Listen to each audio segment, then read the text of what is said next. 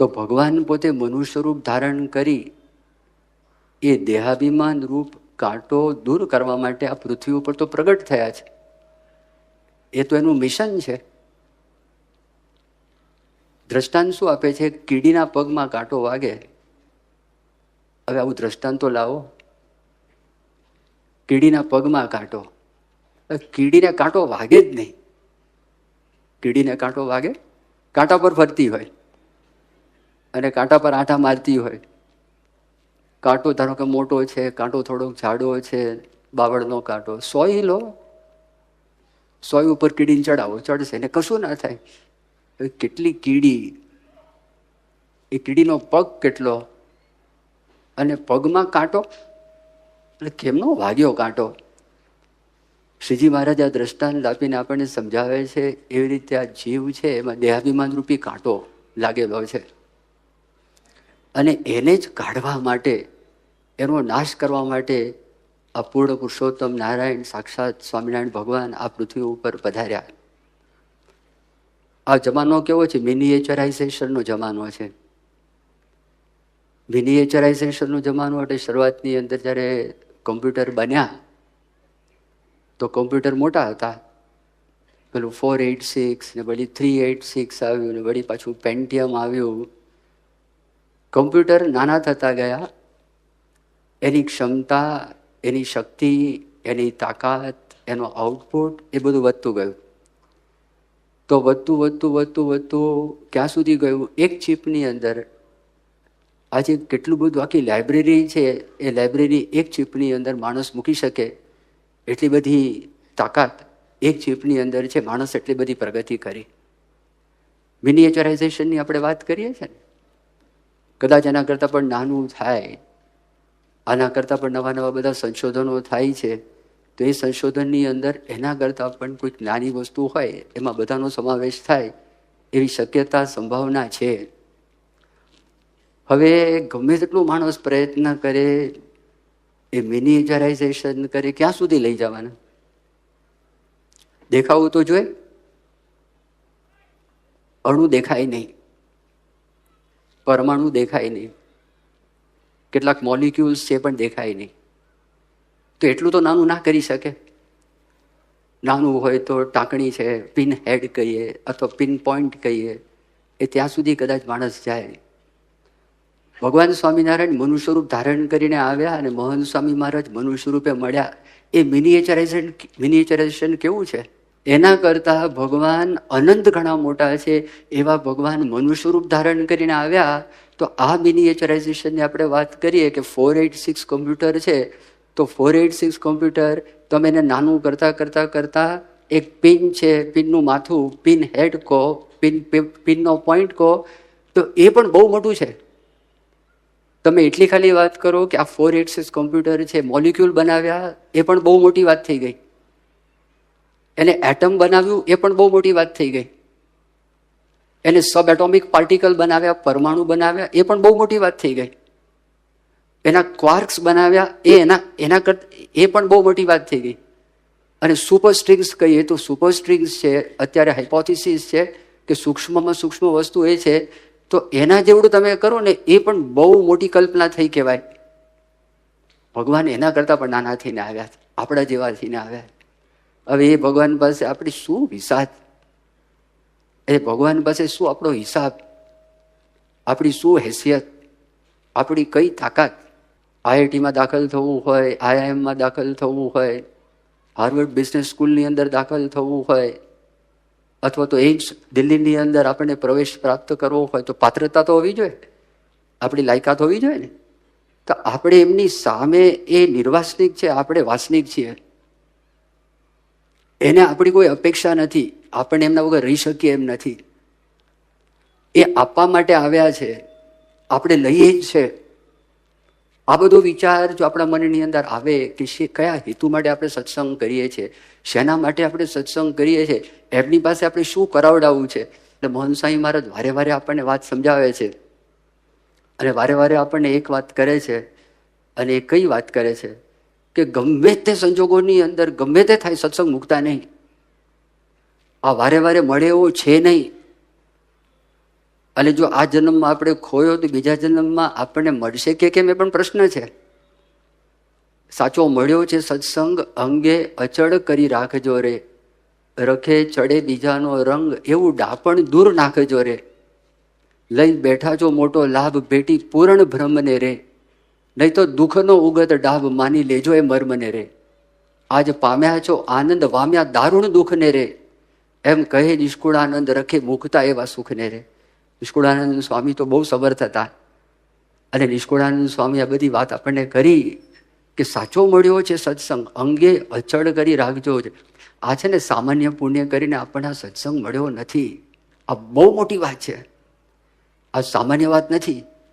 આ લોકની અંદર કોઈ પણ ક્ષેત્રમાં પ્રામાણિકપણે કોઈ પણ વ્યક્તિ આગળ વધ્યા હોય અને એમને કાં તો યોગીજી મહારાજના સંપર્કમાં આવ્યા હોય, પ્રમુખ સ્વામી મહારાજના સંપર્કમાં આવ્યા હોય કે મોહન સ્વામી મહારાજના સંપર્કમાં આવ્યા હોય, એ પોતે એમના દર્શનથી નિર્માની થઈ જાય. એ ખાલી ઊભા રહે, હાજર જ રહે, તરત જ તમે જો કેટલો બધો પ્રભાવ એ મોટા પુરુષનો છે. એક જ વખત પ્રમુખ સ્વામી મહારાજને ત્યાં દર્શન કર્યા. જૈલસિંહ 1985ની સાલમાં આવેલા એ વ્યક્તિ બાપાના દર્શન કર્યા, જ્ઞાની જૈલસિંહ, 1985ની સાલ. અને એમાં પ્રવચન તૈયાર કરીને આવેલા.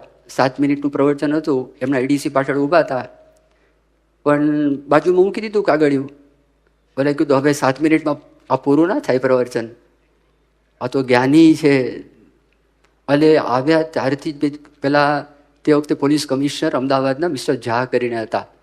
તેમણે આત્મ સ્વરૂપ સ્વામીને વાત કરી, જોજો ભાઈ આમના કેડમાં પ્રશ્ન છે, આ તમારું હરિદર્શન પ્રદર્શન બહુ મોટું પ્રદર્શન છે અને એ પ્રદર્શનમાં બધું જોવા માટે તમે એમને રોકશો તો એ પહોંચી નહીં વળે, માટે ગમે તેમ કરો તમે બેરિકેડ મૂકો. તો 2-3 ડાયરામાં જ રાખી આપણે બેરિકેડ બનાવેલું, જેને કરીને આ રાષ્ટ્રપતિ ત્યાં જઈ શકે નહીં. પછી 2-3 જોયા ને તો પેલા તો પોલીસ કમિશનર હાજર હતા, આત્મ સ્વરૂપ સ્વામી પણ હાજર હતા. તો પહેલા એ કીધું બસ इतना ही है. तो आत्म स्वरूप स्वामी इतना नहीं है, बहुत है. तो कहाँ है? तो मुझे तो देखना है. હવે પોલીસ કમિશનર શું કે? કાંઈ ના કહી શકે. તો સુપ્રીમ કમાન્ડર કહેવાય ને, એરફોર્સ, નેવલ ફોર્સ, આર્મી, એ બધાનું સુપ્રીમ કમાન્ડર, દેશના હેડ. આમ એક્ઝિક્યુટિવ હેડ ભલે પ્રાઇમ મિનિસ્ટર હોય, પણ એ જ્યારે ઇમરજન્સી હેડ તો રાષ્ટ્રપતિ જ છે. એને કીધું इसको निकाल दो, मुझे देखना है. તે બધું જ જોયું, એમને સંપૂર્ણપણે જોયું. અને જોઈને પછી પ્રવચનમાં વાત શું કરી? પ્રમુખ સ્વામી મેં કોઈ અહંકાર નહીં હૈ. જો ફર્સ્ટ મુલાકાત તમે જો કે પ્રમુખ સ્વામી મેં કોઈ અહંકાર નહીં હૈ. પછી કે ન કામ, ન ક્રોધ, ન લોભ, ન ભય.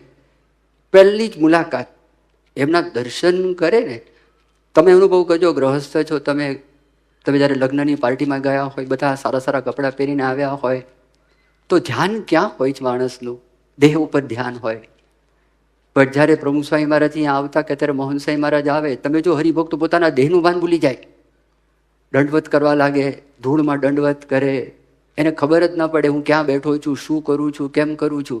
તો એમની ઉપસ્થિતિ, એમની હાજરી, એમની દયા, એમની કૃપા, એમની કરુણા, તો એને લીધે આપણા જીવનની અંદર પણ આ જે દુર્લભ ગુણો છે ને, એ દુર્લભ ગુણો આપણે પ્રાપ્ત થાય. અબ્દુલ કલામ જો, અબ્દુલ કલામ સાહેબ આવ્યા. અબ્દુલ કલામ પ્રભુ સાંઈ મારા સામે બેઠા હતા દિલ્હીની અંદર. 30મી જૂનનો દિવસ હતો, 2001ની સાલનો આ પ્રસંગ છે. અને નીતિનભાઈ ગઢિયાનું ઘર હતું અને 53 નંબરનું મકાન, ગુજરાત વિહાર સોસાયટી, એમાં સ્વામી ત્યાં બેઠા હતા. બાપાનો સોફો હતો, એમના માટે પણ સોફાની વ્યવસ્થા કરી હતી. એમના મિત્ર હતા વાયસ રાજન, એમના માટે પણ સોફાની વ્યવસ્થા કરી હતી. થોડુંક બેઠા, વાયસ રાજન વૈજ્ઞાનિક, એ આવીને નીચે બેસી ગયા. અબ્દુલ કલામ જોયું, 5-10 સેકન્ડ વેઇટ કર્યું અને ઊભા થઈને એ બેસી ગયા. 50 મિનિટ સુધી પ્રમુખ સ્વામીના ખોળાની અંદર એ બેઠા. પગ એક આમ રાખ્યો હતો, સાઈડ ઉપર બીજો પગ રાખ્યો હતો, પલટી પછી વાળી. તો શરૂઆતની અંદર એમને બેઠા હતા. આખો પ્લાન બધું આપ્યો અને સમજાયું. એ પ્રસંગ તમે ઘણી બધી વખત સાંભળ્યો હશે. પણ સ્વામીમાં આ જોયું, નિર્માનીપણાના દર્શન કર્યા. બીજી વખત નિર્માનીપણાના દર્શન એમણે જે સ્વામીના ત્યાં કર્યા, ખાલી ઉપસ્થિતિ છે. 2004ની સાલમાં ગાંધીનગર અક્ષરધામમાં આવ્યા અરે પધાર્યા. બાળકો પ્રશ્નોત્તરી કરતા હતા. અરે પ્રશ્નોત્તરીમાં તો એમને રસ પડી ગયો. બાળકો અત્યારે નીલકંઠદાસ સ્વામી, એમના પૂર્વાશ્રમના પિતાજી સતીશભાઈ વડોદરાના જ છે. બાળક તરીકે હતા લતેશ એમનું નામ. અત્યારે પછી નીલકંઠ પાડી દીધું મિસ્ટિક ઇન્ડિયા ફિલ્મ પછી. અને બીજો ધર્મ એ વિનોદભાઈ મહેતા મુંબઈવાળા એમનો. એ લોકો એક સ્ટોરી કહેતા હતા, એક પ્રમુખ સાંઈ મહારાજની વાત, એક અબ્દુલ કલામની વાત, બધું ચાલે હતી. પછી બાળકો કેટલાક 5-7 જણાએ પ્રશ્ન શરૂ કર્યા કે do the scientist believe in God? વૈજ્ઞાનિકો ભગવાનને માને? એટલે કીધું યસ, વાય નોટ. અને થોડી બધી વાતચીત કરી. એટલો બધો રસ પડ્યો. એમનો જે ટાઈમ હતો એના કરતાં અડધો કલાક વધી ગયો. હવે એમને પાછું દિલ્હી જવાનું હતું. આ સ્પેશિયલી આ સભા માટે આવેલા હતા. એટલે એમના જે એડીસી હતા નિશિકાંત વર્મા કરીને એ ઊભા હતા. અને પ્રમુખ સ્વામી મહારાજે એમની પાસે માફી માગી. એમણે કીધું, સ્વામી બાપા બોલ્યા કે અમને માફ કરજો, સાહેબને મોડું થયું. નહીં નહીં નહીં સ્વામીજી, આપકે लिए लेट नहीं हुआ है. साहब ने लंबा प्रवचन किया. साहब ने लंबा प्रवचन किया. बच्चों को देखते हैं तब समय भूल जाते हैं. બાળકોને જોવે છે સમય ભૂલી જાય છે. તો ઉन्हीं के हिसाब से युवा है સ્વામીજી, આપ ચિંતા કરીએ. હવે પણ એના જીવની અંદર જે છાપ પડી ને એકદમ એ કોતરે ગઈ. કારણ કે આ બનાવટી નહોતું, દેખાડવા માટેનું હતું જ નહીં. એની સાહજિક પ્રકૃતિ છે. દાસપણાનો ગુણ ભગવાનનો ગુણ છે. દાસપણું લાચારી નથી, મોટી ઉપલબ્ધિ છે. જેમ નોબેલ પ્રાઇઝ મળે, વર્લ્ડ કપ ક્રિકેટની અંદર સૌથી વધારે રન બનાવે, જેના હિસાબે આપણો દેશ જીતે, કોઈ પણ આ લોકની મોટી ઉપલબ્ધિ કહેવાય. એ મોટી પ્રાપ્તિ છે. એ દાસપણું મફતમાં મળતું નથી. ભગવાનની કૃપા થાય તો દાસપણું મળે છે. અને ભગવાનની કૃપા પણ એમને એમ થતી નથી, એની માટે દામ ચૂકવવા પડે. પણ કહેવાનું શું, જો આ વાત છે તો એ વાત આખી તમે જો તો અબ્દુલ કલામ એને 2004ની સાલમાં આ પ્રસંગ થયો, નિશિકાંત વર્માનો પ્રસંગ થયો. પ્રસંગ પતી ગયો. એ પગથિયા નીચે ઉતરતા હતા. બધા હરિભક્તો ઘણા બધા બેઠા હતા, મહાનુભાવો આવેલા, બધાને વેવ કરતા હતા, હાથથી ઈશારો કરીને બધું કરતા હતા. અને પછી એમને ખબર નહીં, આ તમે જો કે કયા પ્રકારના આપણને પુરુષ મળ્યા છે. એક એક પ્રસંગ તમે જો, આમ ઘાયલ થઈ જાય માણસ, એને જીવમાં ચોટ લાગી જાય. આજે અબ્દુલ કલામ સાહેબ એ જ્યારે લોકો એમની પાસે આવતા ને, આપણા બાળમંડળના છોકરાઓ આજે મોટી મોટી સિદ્ધિ પ્રાપ્ત કરી, એમાં યશવંત જેઠવા એક હતા. એ અત્યારે ઓડિશાની અંદર વિજિલન્સના ડાયરેક્ટર છે, ડીજીપી કહો, ડાયરેક્ટર કહો. અને એને ડાયરેક્ટલી સીએમ સાથે જ વાત કરવાની, બીજા કોઈ સાથે વાત નહીં કરવાની. અને ઘણા બધા કામ એમણે કર્યા. એ એટલી પ્રામાણિકપણે એ વ્યક્તિ કામ કરે તો અબ્દુલ કલામ પાસે આવે. અબ્દુલ કલામ કે પહેલાં એમને પગે લાગો. 3, એક આર્મીમાંથી, એક એરફોર્સમાંથી, યશવંત જેઠવા એમના હેડ તરીકે એ પ્રેસિડેન્ટ કલામ કહેવાય. એટલે બીજા બધા પ્રમુખ સ્વામી મહારાજને મળવા માટે આવતા હતા. પણ આ લોકો પહેલાં કલામ સાહેબને મળવા માટે ગયા. પ્રોટોકોલ. કલામ સાહેબ કે નો, ત્યાં પગે લાગો પહેલાં. કલામ સાહેબે ત્યાં મોકલ્યા. ત્યાં મોકલીને યશવંતને પ્રશ્ન પૂછ્યો કે what has BAPS given to you? BAPS સંસ્થાએ તમને શું આપ્યું? હવે એ છે ને એક ફોટો લઈને આવેલા. અને મુંબઈમાં રહેતા હતા. મુંબઈમાં એક સામાન્ય ઘર હતું, મંદિરમાં વાંચતા હતા. IIMમાં પાસ થયેલા 2 વખત. કલકત્તા IIMમાં પણ મળ્યું હતું અને અમદાવાદ IIMમાં પણ એને મળેલું. ડૉક્ટર સ્વામી કીધું સિવિલ સર્વિસીસમાં જાઓ. અને બોમ્બે VJTI કોલેજમાંથી પોતે ઇલેક્ટ્રિકલ એન્જિનિયર થયેલા. અને ત્યાર પછી સિવિલ સર્વિસીસમાં IPS તરીકે પોતે પસંદ થયા. એ ગયા. હવે એ નાના હતા ને, આપણા મંદિરની અંદર દાદર મંદિર, જૂના હરિભક્તોમાંથી કોઈ જોયું હશે તો ખબર હશે. તો અત્યારે તમે દાદર મુંબઈમાં જાઓ તો નીલકંઠ વર્ણી અભિષેક મંડપ છે, પાછળ એક સિંહાસન છે નાનું, એ ત્યાં મંદિર હતું નાનું. તો ત્યાં આગળ હોલ હતો નાનો. એમાં યશવંત એ પોતે ચડ્ડી પહેરીને પ્રવચન કરે બાળક તરીકે. એ ફોટો લઈને ગયા. તો કીધું what is BAPS given to you? આ ફોટો બતાવ્યો. પ્રમુખ સ્વામી મહારાજ બેઠા છે. પ્રમુખ સ્વામી મહારાજ સાંભળે છે, યશવંત સાંભળે છે. અને આ બતાવ્યું કે મને શું આપ્યું. એટલા રાજી હતા દરેક વખતે. હવે બાપા, ઓફકોર્સ બાપા તો he was the center of attention focus of attention હરિભક્તોના, એના માટે જ કલામ સાહેબ ત્યાં આગળ આવેલા હતા, એમાં કોઈ શંકાનું સ્થાન નહીં. બાપા એમને માન આપે છે. જો એ નીચે ઉતર્યા, હરિભક્તોને વેવ કરતા હતા, સ્વામીના મનમાં ઈચ્છા થતી નથી કે એમની સાથે હું નીચે ઉતરું. પ્રમુખ સ્વામી મહારાજ 15 ફૂટ પાછળ હતા, કલામ સાહેબને એકલાને ઉતરવા દીધા. અને કલામ સાહેબ ઉતરતા ગયા, વેવ કરતા હતા, ત્યાં ઊભા રહ્યા. પ્રમુખ સ્વામી મહારાજ પાછળથી નીકળી ગયા. નીકળીને ત્યાં આગળ કલામ સાહેબ પહેલાં નીકળ્યા, પ્રમુખ સ્વામી મહારાજ પાછળ જ હતા. ત્યાં ગાડી મૂકેલી. તમારામાંથી જે અક્ષરધામ આવ્યા હોય અને આર્ચ રિસર્ચ સેન્ટર છે, એ રિસર્ચ સેન્ટરની અંદર ત્યાં આગળ એડમિનિસ્ટ્રેશન બ્લોક છે અને લાઇબ્રેરી છે. એ બે વચ્ચે ત્યાં આગળ જે રસ્તો છે ત્યાં એમની ગાડી, એમ્બેસેડર ગાડી આવેલી. એ ગાડીમાં કલામ સાહેબ તો બેસી ગયા, વાયસ રાજન પણ બેઠા. પ્રમુખ સ્વામી મહારાજ જે 15-20 પગલાં પાછળ એ ધીમે ધીમે આવતા હતા. કલામ સાહેબને વિદાય આપવા માટે પ્રમુખ સ્વામી મહારાજ એમની ગાડી સુધી આવતા હતા. વાયસ રાજને જોયું, આ તમિલ ભાષામાં કલામ સાહેબને વાત કરી. કલામને કીધું કે Pramukh Swami Maharaj is here, is coming here. એણે કીધું એમ. એ જેવા જોયા અને બારણું ખોલી નાખ્યું એણે, અને તમે જોઈ જ રહ્યા. યાદ રાખજો, પ્રામાણિકપણે આ વ્યક્તિ છે ને ઈમાનદાર માણસ.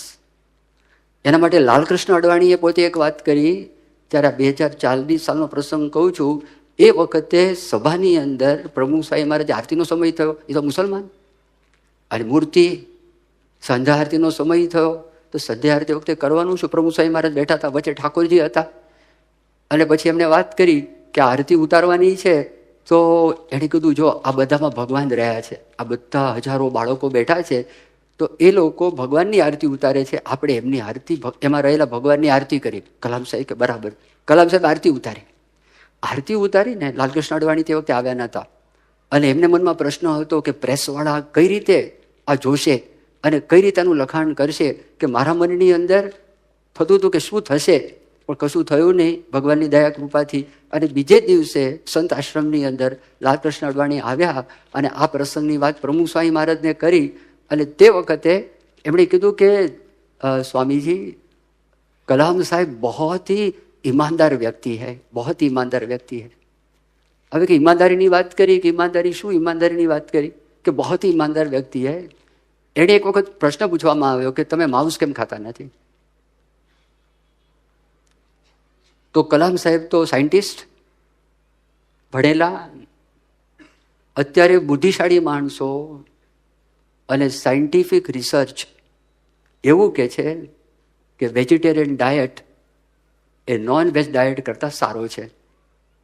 રીડર્સ ડાયજેસ્ટમાં આખો આર્ટિકલ આવેલો, a case in favour of vegetarianism, a case in favour of vegetarianism. અને ઘણા બધા પુસ્તકો, a diet for new America, તો એ આખું પુસ્તક લખાયેલું છે. રોબિન્સ કરીને એક ઓથર છે, એણે આખું વર્ણન કર્યું છે કઈ રીતે આ છે. બધા પુસ્તકો તો કલામે વાંચ્યા હોય. જ્યારે આ પ્રશ્ન પૂછવામાં આવ્યો કે તમે શાકાહારી છો અને માંસાહારી કેમ નથી, તમારે તો છૂટ છે માંસ ખાવાની, એ કહી શક્યા હોત મેં વાંચન કર્યું છે, હેલ્થ માટે સારું છે એટલે હું લઉં છું. કલામ સાહેબ કેવું ના બોલ્યા. કલામ સાહેબ કીધું કે હું બહુ ગરીબ માણસ અને હું ખરીદી શકું એમ હતું નહીં માંસ. માંસાહાર મેં એટલા માટે છોડ્યો, મારી પાસે પૈસા નહોતા. ઈમાનદાર માણસ, પછી જિંદગીમાં ખાતું નથી, પછી પાછળથી વાંચવામાં બધું આવ્યું હોય, વધારે સપોર્ટ કર્યું, આપણે છોડ્યું એ બહુ સારું થયું, એટલે ઈમાનદારી. પણ આજે કોઈ પ્રસંગ થયો અને એમના મનમાં એટલો બધો જબરજસ્ત આ પ્રસંગ અંકિત થઈ ગયો. તો 2005ની સાલમાં જ્યારે દિલ્હી અક્ષરધામનું ઉદ્ઘાટન થયું, તે વખતે પૂજ્ય ઈશ્વર સ્વામી સાથે અમે લોકો 5-6 સંતો રાષ્ટ્રપતિ ભવનની અંદર એમને આમંત્રણ આપવા માટે ગયેલા. અને ત્યાં આમંત્રણ આપવા માટે ગયા, અને તે વખતે કલામ સાહેબ છે, એમને બ્રહ્મવિહારી સ્વામીના ગળામાં માળા જોઈ, બહાર હતી, આપણે કંઠી હોય ને માળા પહેરેલી બહાર હતી, ગાતરિયામાંથી દેખાતી હતી. એણે કીધું કે વોટ ઇઝ ધીસ? કલામે પૂછ્યું. એણે કીધું કે આ મારી માળા છે, જપમાળા, ઇંગ્લિશમાં રોઝરી, આ તો ક્રિશ્ચન વર્ડ છે. પછી એમણે પૂછ્યું કે આમાં કેટલા મણકા છે, હાઉ મેની બીડ્સ? કીધું 108. પાછા 5-10 સેકન્ડ કે બોલ્યા, અને એમના મન ચાલતું હશે, હું કહું ન કહું, બોલું ન બોલું, બતાડું ન બતાડું, આવું મનમાં ચાલતું હતું. એમણે અમે લોકો સામે બેઠા હતા, ટેબલ ખુરશી, એને ખાનું ખોલ્યું, ખાનામાંથી એમણે માળા કાઢી. પછી સંતોએ પૂછ્યું કે આમાં કેટલા મણ? કે 108. પછી સંતોએ પૂછ્યું તમે કયા મંત્રનો જાપ કરો? તો પેલા કંઈ બોલ્યા નહીં, મનમાં ચાલતું હશે કહું ના કહું, બોલ્યા 3 મંત્ર બોલ્યા હતા. એ લોકોના ધર્મની અંદર જે 3 મંત્રની વાત છે કે હું પહેલા ઓફિસમાં આવું છું, ઓફિસમાં પહેલા માળા કરું છું, પછી કામ કરું છું. આ કલામ સાહેબે વાત કરી. અને પછી તમે જો કે વેર ઇઝ મહાપ્રમુખ સ્વામી. હવે જો પેલો પ્રસંગ અંકિત થયો ને, હું તમને કહું છું કેવા પુરુષ આપણને મળ્યા છે, જ્યાં આપણે ગરજ રાખવાની છે એ ગરજ રાખે છે. જ્યાં આપણે ગમે તે સંજોગોની અંદર ગમે તે થાય એમને મૂકવાના નથી, એ આપણને શોધે, એ આપણને યાદ કરે. એ કેટલું નિર્માનીપણું આપણી પાસે બેસે છે, નિર્માનીપણું. આ પૃથ્વી ઉપર એમનું મહંત સ્વામી મહારાજ આવા મોટા સંત, તો એમની ખાલી ઉપસ્થિતિ છે ને એ નિર્માનીપણું છે. એ આપણને જો બરોબર ચિત્ર મગજમાં થાય કે આ તો ગમે તે હિસાબે ગમે તે સંજોગોની અંદર આ સત્સંગ થાય, એ પાક્કો રાખવો, આપણે છોડવો નથી. તો એણે કીધું કે વેર ઇઝ મહાપ્રમુખ સ્વામી. અને પછી આ પ્રસંગનું વર્ણન કર્યું. એમણે કીધું કે પ્રમુખ સ્વામી મહારાજ તો he had in Akshardham Gandhinagar, he had come to give me a send off. મને સેન્ડ ઓફ કરવા માટે ત્યાં સુધી મારી પાસે આવેલા હતા. Very humble, very humble. બીજે જ વર્ષે પ્રસંગ બન્યો, 2005માં ઉદઘાટન થયું. અને આ જબરદસ્ત કામ જોયું ને, કલામ સાહેબે આ કામ જોઈને પહેલો જ પ્રશ્ન પૂછ્યો કે આ બધું તમે કેવી રીતે કર્યું? અને વોટ પ્રભુ સ્વામી ડીડ કે he raised his hand towards the sky. આમ ઊંચો હાથ કર્યો કે ભગવાને કરેલું છે. ઇન્સ્ટન્ટલી તમે જો, ઇન્સ્ટન્ટલી. તો આ બધા પુરુષો આપણને પ્રાપ્ત થયેલા છે, અને એ આ બધા મૂલ્યો આપણને શીખવાડે છે. દાસત્વ ભક્તિની જે વાત કરી ને, તો દાસત્વ ભક્તિની વાત કરી. દાસપણું એટલે સેવકપણું. દાસપણું એટલે બીજા આપણા કરતાં મોટા છે, આપણે નાના છીએ. દાસપણું એટલે બીજાનો આપણને મહિમા સમજાય ને આપણા દોષ દેખાય. એ પુરુષોત્તમ બોલ્યા પ્રીતિમાં મહારાજે વાત કરી છે. દાસપણું એટલે પુરુષોત્તમ બોલ્યા પ્રીતિમાં મહારાજે એવી પણ વાત કરી, કોઈ અતિશય ગરીબ માણસ હોય, કોઈ અતિશય ગરીબ માણસ હોય, એને અતિ તૃષ્ણા હોય, છતાં પણ એને અન્ન વસ્ત્ર ન મળતા હોય, અને અચાનક એને બ્રહ્માંડનું રાજ્ય આવી પડે, તો એને કેવું સુખ થાય? એના કરતાં કરોડ ગણું સુખ ભગવાનની મૂર્તિમાં છે. આવી જ્ઞાન દ્રષ્ટિવાળા જે હોય અને મોટાનો વિશ્વાસ રાખે, એ સમાન મોટો કોઈ દાસ નથી. આ શ્રીજી મહારાજે દાસપણાની વ્યાખ્યા કરી પુરુષોત્તમ બોલ્યા પ્રીતિની અંદર. ભગવાનના મહિમાની આપણે બધી વાતો કરીને, તો ભગવાનનો મહિમા આપણને સમજાય. ભગવાનના આગળ ક્યાં છીએ આપણે? કોઈ હિસાબ નહીં, કોઈ હિસાબ નહીં. બ્રહ્માનંદ સ્વામી પોતે બોલી ગયા ને કે કડા વેડ વીટી મોતી पैर काने महा जोर से मुझ मरोड़ता है, चल देखत अपनी छायड़ी को तेड़ी पाग बांधी तन तोड़ता है, तन अत्तर तेल फुलेल लगावत नेह त्रियासंग जोड़ता है, ब्रह्मानंद कहे खबरदार बंदे देख काल किसी को न छोड़ता है.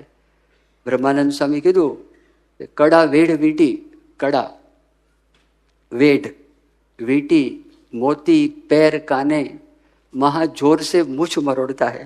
પર મુજે મોહન સાંઈ મહારાજ ઘણી બધી વખત વાત કરે છે. આમ નહીં, પેલા એક પ્રસંગની વાત કરે છે ને, એક ભાઈની. દરેક વખતે આમ બેઠા હોય ને સભામાં તો આમ કર્યા જ કરે.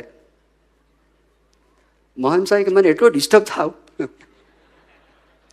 સામે બેઠા બેઠા ચાલુ જ હોય. પછી કે મારે બીજી વખત જવાનું તો મૂછ નીચી થઈ ગઈ હતી. પછી પૂછ્યું સભાથી પછી આ બધું કેમ થયું? હવે એની મૂછ એટલા માટે નીચી થઈ ગઈ, આખા ગામમાં સૌથી વધારે પૈસાદાર વ્યક્તિ એ હતા. એનું મકાન સારામાં સારું હતું. થોડા વખત પછી એના કરતાં સારું મકાન કોઈ કે કર્યું, મૂછ નીચે આવી ગઈ. આ પ્રસંગ મોહન સાંઈ મહારાજ વર્ણન કરે.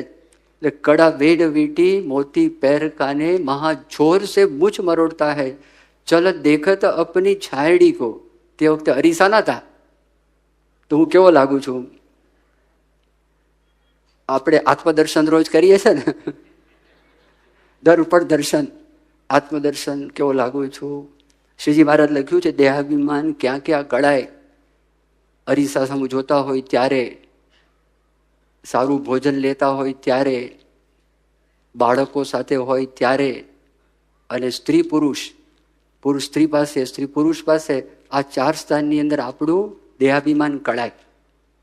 તો અહીંયા વર્ણન કર્યું કે ચલ દેખત અપની છાયડી કો ટેઢી પાગ બાંધી તન તોડતા હે. આમ બરોબર વ્યવસ્થિત બરોબર છે કે નહીં દેખાવું છું.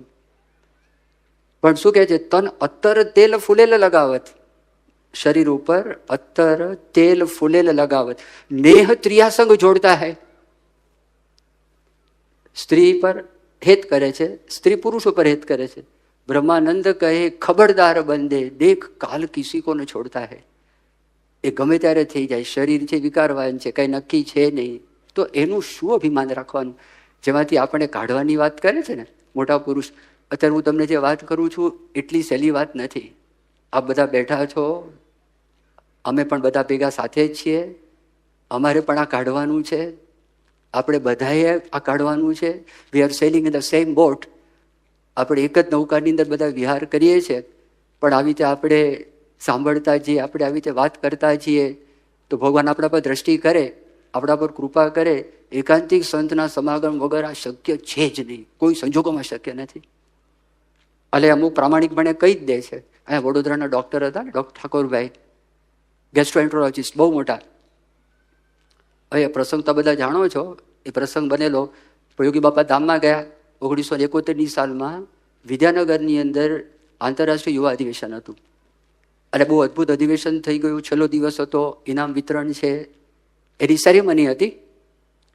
અને એમાં પ્રભુ સાઈ મહારાજ હતા, ડૉક્ટર ઠાકોરભાઈ ચીફ ગેસ્ટ તરીકે હતા, સરદાર પટેલ યુનિવર્સિટીના વાઇસ ચાન્સલર RD પટેલ પણ હતા. હવે એક એક યુવક ઇનામ લેવા માટે આવે ને, RD પટેલ ઊભા થાય. જેટલા આવ્યા બધી વખતે ઊભા થઈને બેસે, ઉઠક બેઠક, ઉઠક બેઠક, ઉઠક બેઠક, વાઇસ ચાન્સલર. અને પછી ઠાકોરભાઈ આ જોયું અને ઠાકોરભાઈએ વાત કરી કે હું તમને ડૉક્ટર તરીકે વાત કરું છું, હજી મેડિકલ સાયન્સ પ્રમાણે મને સમજ પડતી નથી. યોગીજી મહારાજે મને પ્રસાદીનું પાણી આપ્યું અને ઠાકોરભાઈના લીવરમાં એબ્સેસ થયેલો. આ પ્રસંગ તો બધા જાણો છો, સંતોએ પ્રસંગ ઘણી બધી વખત કીધો હશે. માંડવીના બજારની અંદર નીલકંઠ વર્ણી આવેલા, અને નીલકંઠ વર્ણી આવેલા યોગી બાપાની ઈચ્છા હતી તો નીલકંઠ વર્ણીની સ્મૃતિની અંદર ત્યાં તકતી છે. એ તકતી મારે કે 18 વર્ષની ઉંમરના નીલકંઠ વર્ણી હતા, તો આ તકતી ત્યાં આગળ લાગે. આપણા હરિભક્તો ઠાકોરભાઈને યોગી બાપાના કહેવાથી કહેવા માટે ગયા, અને ત્યાં આગળ ગયા. મેયર, તેની એ વખતે મેયર હતા, એ મેયર હતા વડોદરાના. એમણે કીધું આ તો મગજના પટેલ, ઠાકોરભાઈ પટેલ, કેટલા ગામના હતા મને ખબર નથી, પણ એ જે એનું જે મગજ એ સ્પષ્ટ વક્તા જ હોય. એને બધું કંઈ 2 વત્તા એટલે 4 કહેતા આવડે, એને 2 વત્તા એટલે 5 કહેતા ના આવડે, અને 3 કહેતા ના આવડે. કીધું કે જો તમારા સાધુ બાવાઓના કહેવાથી આ માંડવીના દરવાજાની અંદર હું તકતી મારું તો મારો માંડવીનો દરવાજો પથ્થરથી ભરાઈ જાય. હરિભક્તો બિચારા નીકળી ગયા નિર્માની. યોગી બાપાને આવીને વાત કરી. યોગી બાપા તો હશે, કશું નહીં, કંઈ કરતા કંઈ જ નહીં. યોગી બાપા કે સારું, કંઈ જ નહીં. હવે ભગવાનની ઈચ્છા, લીવર બગડ્યું. લીવર એક એવું ઓર્ગન છે ને શરીરમાં સૌથી ફાસ્ટ ડિજનરેટ થાય, અને જો લાગુ પડે દવા તો સૌથી ફાસ્ટ એના સેલ્સ એ લીવરને રિજનરેટ કરે. શરીરનું એક ઓર્ગન આવું છે કે જો એમાં લાગુ પડી જાય તો ફાસ્ટ થાય. પણ હવે તો ડૉક્ટર, એને ખબર પડી પ્રોગ્નોસિસ બહુ ખરાબ છે. તેણે વાત કરી, કીધું કે આ તો હું થોડા વખતમાં ઉપડી જવાનો છું, એટલું બધું તકલીફ છે, બ્લીડિંગ પણ થતું હતું, આખું થઈ ગયું હતું પહેલું. કોઈકે વાત કરી, કદાચ મેં જે સાંભળ્યું છે એ પ્રમાણે, સાચી વાત મને સુધારજો, પણ એમની માતુશ્રી એમણે કીધું કે આટલાદરાની અંદર યોગીજી મહારાજ આવ્યા છે, તો તમે ત્યાં દર્શન કરવા માટે જાઓ. વચનસિદ્ધ વ્યક્તિ છે, આશીર્વાદ આપે ને કંઈક ફળે અને તમારું સારું થાય. ડૂબતો માણસ તરનાને પકડે, એ આવ્યા અહીંયા આગળ. અને અહીંયા આગળ આવીને પછી બધાએ જોયું ઠાકોરભાઈ આવ્યા છે, મેયર, ગેસ્ટ્રોએન્ટરોલોજિસ્ટ, સિનિયર મોસ્ટ ગેસ્ટ્રોએન્ટરોલોજિસ્ટ, બધા હરિભક્તો જાણતા હતા. સરભરા આ છે તે છે, બોલાવ્યા. યોગી બાપાને વાત કરી, સ્વામી સાહેબ આવ્યા છે. બાપાએ પૂછ્યું કેમ આવવાનું થયું? કીધું કે સ્વામી આ પરિસ્થિતિ છે, આ લીવર મારું બગડેલું છે અને હું ડૉક્ટર છું, તો મને ખબર છે કે મારે જાજુ જીવવાનું નથી, આશીર્વાદ લેવા માટે આપની પાસે મોકલ્યા છે, તો આશીર્વાદ લેવા માટે આવ્યો છું. યોગી બાપાએ કોઈ સંત હશે કે જે હશે એમને વાત કરી, જાઓ પ્રસાદીનું પાણી લાવો. હવે યોગી બાપા પ્રિસ્ક્રિપ્શન આપે છે ડોક્ટરને. પેલા ડોક્ટર પ્રિસ્ક્રિપ્શન આપે, હવે યોગી બાપા પ્રિસ્ક્રિપ્શન આપે, 1 ચમચી સવારે 1 ચમચી સાંજે.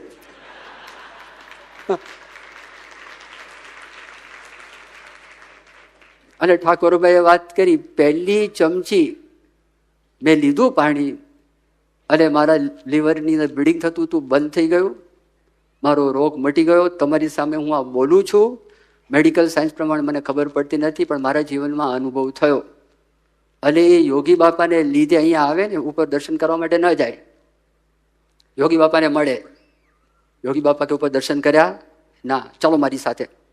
દર્શન કરવા માટે લઈ જાય, શ્રદ્ધા કરાવે. યાદ રાખજો, એને કીધું ભગવાનમાં માનતો નથી, પણ હું યોગીજી મહારાજને જોઉં છું તો મને ખબર પડે ભગવાન હોવા જ જોઈએ. એમને જોઉં છું તો મને લાગે જ ભગવાન હોવા જોઈએ. આવા પ્રસંગ બન્યા તો પણ પ્રામાણિકપણે આ યુવકોની સભામાં અવોર્ડ વિનિંગ સેરેમનીની અંદર એ વ્યક્તિ શું બોલ્યા, મને એમ લાગે છે મારો અહંકાર નહીં જાય, મને એમ લાગે છે કે પ્રાણ અને પ્રકૃતિ ભેગા જશે. હવે ઠાકોરભાઈ બોલ્યા, પછી પ્રભુ સ્વામી મહારાજના આશીર્વાદ હતા. અને પ્રભુ સ્વામી મહારાજે આશીર્વાદમાં વાત કરી. સ્વામી કીધું કે આ જો સત્સંગનો પ્રતાપ કેવો છે. અત્યાર સુધીમાં આ સાહેબે આરડી પટેલ ઘણા બધાને બેઠક ઉઠક કરાવી હશે, આજે આ બધા યુવકો એમને કરાવી.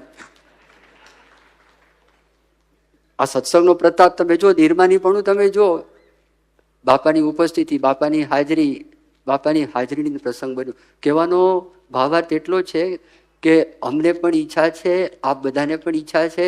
આ બહુ દુર્લભ વસ્તુ છે જે ભગવાનની એકદમ આપણને નિકટ લાવી દે. એ સિવાય આપણને ભગવાનનો સુખનો કોઈ દિવસ ક્યારે પણ અનુભવ નહીં થાય. મોહન સ્વામી મહારાજ આગળ પધાર્યા હોય ને આપણને કોઈ પણ વ્યક્તિનો બેઠા બેઠા અવગુણ આવે તો મોહન સ્વામી મહારાજની મૂર્તિનું સુખ નહીં આવે. આપણે એવું માનવું જ પડશે કે એમના સંબંધમાં આવ્યા છે માટે દિવ્ય છે, એમના સંબંધમાં આવ્યા છે માટે એ મુક્ત છે, એમના સંબંધમાં આવ્યા છે માટે મારા કરતાં મોટા છે. કારણ કે દાસપણાનો પ્રશ્ન કેવો થાય, બીજાને મોટા કેવી રીતે માનવા? મારી પાસે પૈસા વધારે છે, પેલો ગરીબ માણસ મારાથી મોટો કેવી રીતે? મારી પાસે સત્તા વધારે છે, પેલી પાસે સત્તા નથી, મારા કરતાં મોટો કેવી રીતે? મારી પાસે બુદ્ધિ વધારે છે, એની પાસે બુદ્ધિ ઓછી, મારા કરતાં મોટો કેવી રીતે? મારું સ્વાસ્થ્ય એના કરતાં સારું છે, એનો માનલો છે, તો મારા કરતાં મોટો કેવી રીતે? હું એના કરતાં વધારે રૂપાળો છું, મારા કરતાંનું રૂપ ઓછું છે, મારા કરતાં મોટો કેવી રીતે? તો શ્રીજી મહારાજ આ વાત કરે છે, યોગી બાપા પણ આ વાત સમજાવતા. આપણે કોઈ દિવસ કોઈ સાયકોલોજીસ્ટ દુનિયાનો આવે, હાર્વર્ડનો હોય કે ગમે ત્યાંનો આવે, તમે આ વાત એની પાસે મૂકો, બહુ તે લોકો ક્યાં સુધી જાય છે? એ લોકો સર્વન્ટ લીડરશીપ ઉપર જાય છે. સર્વન્ટ લીડરશીપ ઉપર જાય, beyond that they cannot comprehend. એના મગજની અંદર બેસે નહીં, આ કઈ રીતે વાત છે? ગરડા અંત્ય પ્રકરણનું 26મું વચનામૃત છે. એ 26ના વચનામૃતમાં ભગવાન કહે છે મને શું બહુ ગમે, શું નથી ગમતું. ભગવાન કહે છે મને કોઈ પ્રકારનો અહંકાર નથી ગમતો. અને એ અહંકાર ભક્તિપણાનો હોય, એ અહંકાર બ્રહ્મપણાનો હોય, એ અહંકાર વર્તમાન પાડ્યાનો હોય, એ અહંકાર ધર્મપણાનો હોય. કોઈ પણ પ્રકારનો અહંકાર મને ગમતો નથી. શ્રીજી મહારાજ કે મને દંભ છે, દંભ પણ ગમતો નથી. દંભ એટલે શું? પોતે નિશ્ચય ઓછો હોય, અંતરમાં વર્તન ઓછું હોય, પણ સારું દેખાડવા માટે બીજાને વધારે બતાડે. તો મહારાજ કે મને દંભ પણ ગમતો નથી. અને હવે મને શું ગમે છે એનું વર્ણન કરે મહારાજ. મહારાજે કીધું કે પોતાના દેહથી વ્યતિરિક્ત પોતાના આત્માને બ્રહ્મરૂપ માનતો હોય, આત્મનિષ્ઠાની પરાકાષ્ઠા, જો ભગવાનની અચળ ભક્તિ કરતો હોય, ધર્મની અંદર દ્રઢ હોય અને ભગવાનનો યથાર્થ મહિમા સમજતો હોય, તો પણ આ સત્સંગની અંદર કોઈક કંઈ ન સમજતો હોય અને એને ભગવાનનો નિશ્ચય હોય તો એને મોટો જાણે અને એની આગળ પોતાને તુચ્છ નહીં અતિ તુચ્છ જાણે, એ અમને બહુ ગમે. આ કઈ રીતે બન્યા? કઈ રીતે પોસિબલ છે મહંત સ્વામી કે આ બ્રેન વોશિંગ છે? બ્રેન વોશિંગ કરો તો બરાબર છે, ઇન્ડોક્ટ્રિનેશન છે કે માઇન્ડ કન્ડિશનિંગ છે શું આ? કઈ રીતે બની શકે? શેઠ હોય પટ્ટાવાળાને સલામ ભરે, શેઠ એના નોકરને સલામ ભરે. આ એવું થયું? આ કરી ગયા. જો શ્રીજી મહારાજે સંતોની ચરણરજ પાણીમાં બોળાવીને ખબર પડે નહીં, ભગવાન સ્વામિનારાયણ પૂર્ણ પુરુષોત્તમ નારાયણ એ પાણી પી ગયા. જો એનું પાણી છે શ્રીજી મહારાજ પોતે પી ગયા. પ્રમુખ સ્વામી મહારાજ સારંગપુરમાં હતા અને સારંગપુરની અંદર પ્રમુખ સ્વામી મહારાજ હતા અને તે વખતે ત્યાં આગળ જે સિંહાસન હતું ઠાકોરજીનું, અને હું તો જ્યારે પાર્ષદ હતા ને ત્યારની વાત કરું છું, સ્વામીની ઉંમર પણ તે વખતે નાની હતી. એટલે આ 1974-75 પ્રસંગ છે, 73-74-75. સારંગપુરમાં જૂનો સભા મંડપ છે, એ સભા મંડપમાં જૂનું સિંહાસન છે. સિંહાસનમાં તો પ્રમુખ સ્વામી મહારાજ તો જમીન ઉપર જ દંડવત કરતા તે વખતે. અને શરૂઆતમાં જ્યારે ગાદી ઉપર આવ્યા અને પ્રમુખ સ્વામી મહારાજ ઢોલિયા ઉપર આવી રીતે ટેકો રાખીને બેસતા જ નહોતા, એ એકદમ ઢોલિયાની આગળ આવીને ત્યાં આગળ આવીને જ બેસી જતા. અને આ તમે દંડવત કરવા લાગ્યા, એક પાર્ષદ હતા, એ પોતાનું ગાથરિયું પાથરવા ગયા. સ્વામી કે રહેવા દો રહેવા દો.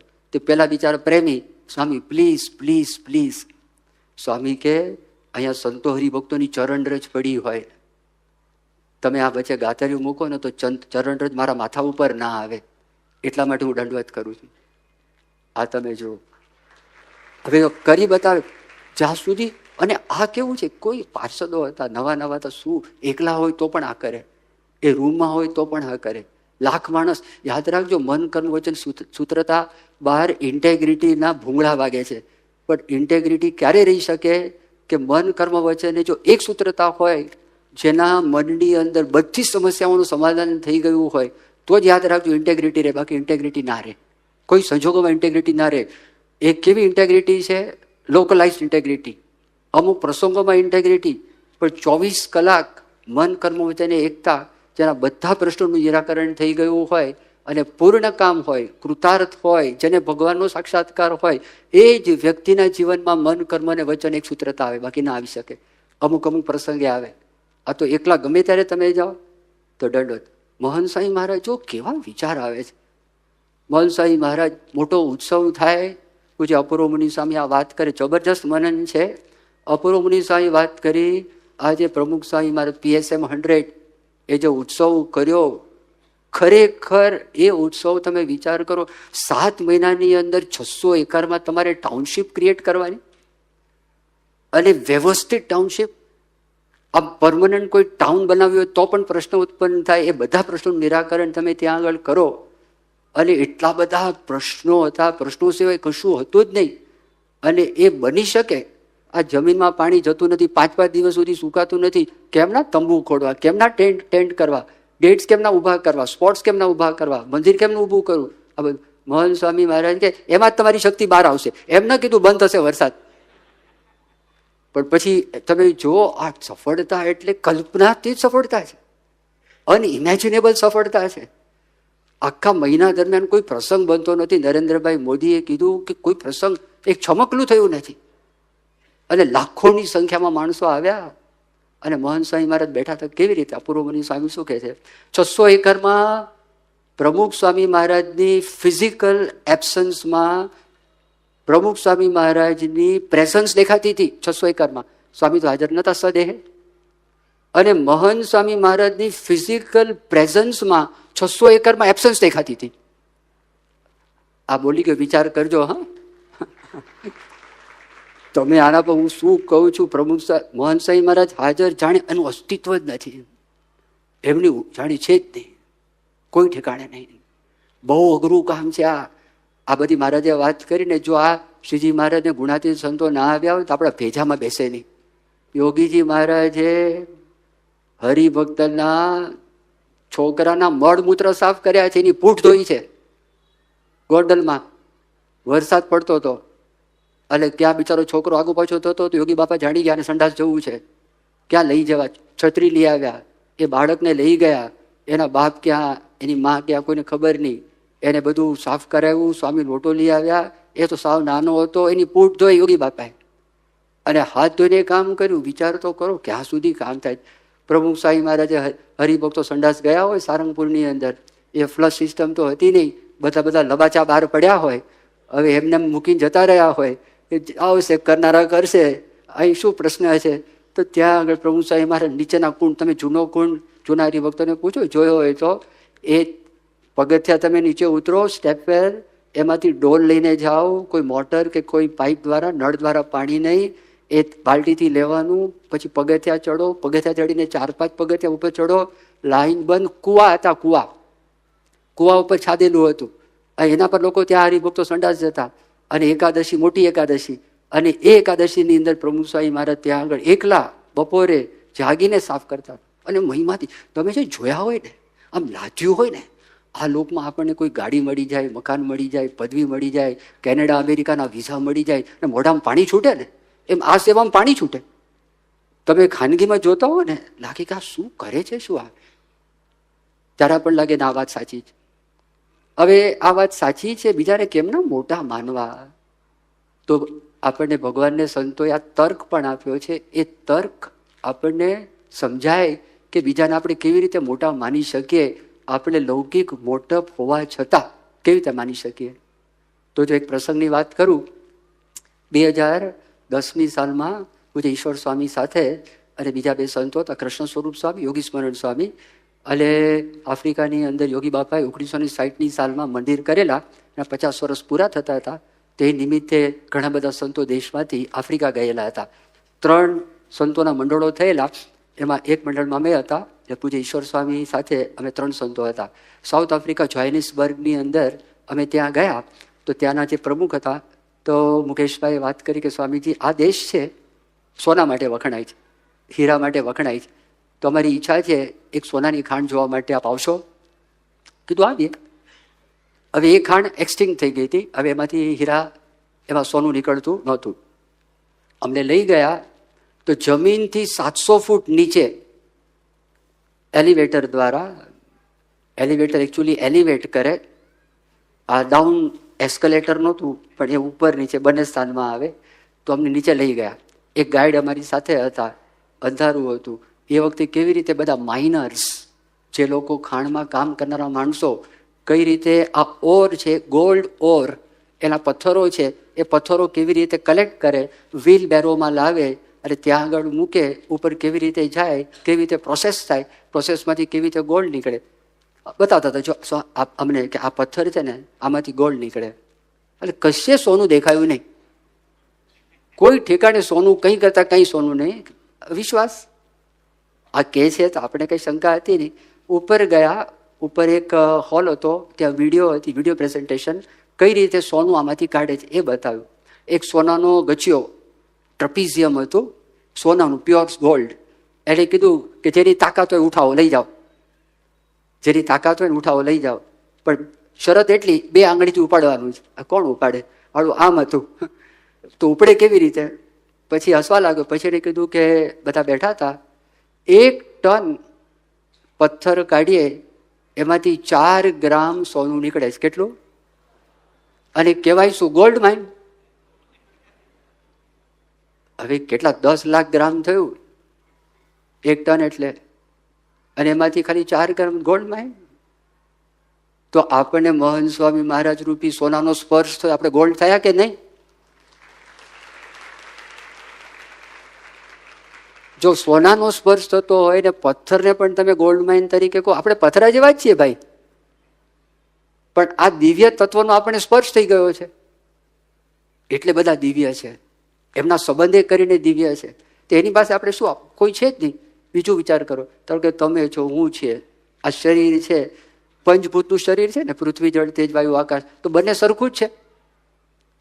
આ 5 ભૂત એ સરખા છે, આ ભૂત તો શું ફરક છે? કાંઈ ફરક નથી. અંદર આત્મા એ સરખો છે, સચ્ચિદાનંદ. તમારો આત્મા સચ્ચિદાનંદ. તો કોણ મોટું, કોણ નાનું? કોઈ છે જ નહીં. તો બે સરખા છે, તમે મોટા કેવી રીતે? તમારામાં ભગવાન રહ્યા છે. તો જ્યારે હું તમને પગે લાગુ છું ત્યારે મારે એવો વિચાર કરવો જોઈએ, હું શ્રીજી મહારાજને પગે લાગું, તમારામાં રહેલા, અને તમારામાં રહેલા મહંત સ્વામી મહારાજને હું પગે લાગુ છું. હું તમારા પગનો સ્પર્શ કરું છું ને, મનથી મહંત સ્વામી મહારાજના પગ વિઝ્યુલાઇઝ કરવાના કે એમને હું ચરણ સ્પર્શ કરું છું. એ તો મોટા છે જ, આપણા ગુરુ મોટા, તો એ મોટા છે. આ બધા આ દરેકમાં રહેલા છે. પ્રભુ સ્વામી મહારાજ બોલેલા તિથલમાં, હું દરેકમાં રહેલા શાસ્ત્રીજી મહારાજ, યોગીજી મહારાજની આરતી કરું. મહંત સ્વામી બોલ્યા, મોટું કોણ નાનું કોણ, હું કેશવ જીવનદાસ, આ કેશવ જીવનદાસ, આ કેશવ જીવનદાસ, આ કેશવ જીવનદાસ, આ કેશવ જીવનદાસ. તો ક્યાં કોનો અવગુણ આવવાનો? નાનું મોટું છે કોણ? ઉલટાનું એમ લાગે આમની સેવા ક્યાંથી, આમની હું સેવા મન કર્મ વચને કરીશ તો મારા પર શ્રીજી મહારાજ રાજી થશે, મારા પર પ્રમુખ સ્વામી મહારાજ રાજી થશે, મારા પર મહંત સ્વામી મહારાજ રાજી થશે. આ બધા મારા કસ્ટમર્સ છે. તમારી દુકાનની અંદર જે કોઈ નાનો મોટો આવે, તમે મોટી દુકાન લઈને બેઠા હોય, ગરીબ માણસ આવે, પૈસાદાર આવે, રૂપાળો આવે, કુબડો આવે, ટેલેન્ટેડ આવે, બિન ટેલેન્ટેડ આવે, લિટરેટ આવે, ઇલિટરેટ આવે, તમારી પાસે માલ લેતો પધારો પધારો. આ બધા કસ્ટમર્સ છે આપણા, જેટલા છે બધા જ કસ્ટમર્સ છે. જો મન કર્મ વચન આપણે એમની સેવા કરીએ તો શ્રીજી મહારાજને ગુણાતીત પરંપરા રાજી થશે, અને આપણામાં મહિમાથી જ આ દાસ ભાવ એ ઓટોમેટિક આવે છે. એટલા માટે મોહન સાહેબ મહારાજે વાત કરી, પ્રાપ્તિ પ્રાપ્તિ પ્રાપ્તિનો વિચાર. તમને જે અનુભવ થયા હોય એનું લિસ્ટ બનાવો, સત્પુરુષ થકી એનો વિચાર, એમની સ્મૃતિ કરો, એમાંથી જે શાંતિ થાય એ અનુભવ કરો. આ બધી આપણને પ્રાપ્તિથી એના હિસાબમાં આ વાત ન કરી આપણને કે મોટો મહેલ હોય, 100 કરોડનો મહેલ કે 1000 કરોડનો મહેલ. આ દેહાભિમાન તો મચ્છરિયું છે. એટલે મચ્છરા માટે તો મચ્છરદાની જોઈએ, મહેલ છોડાય નહીં.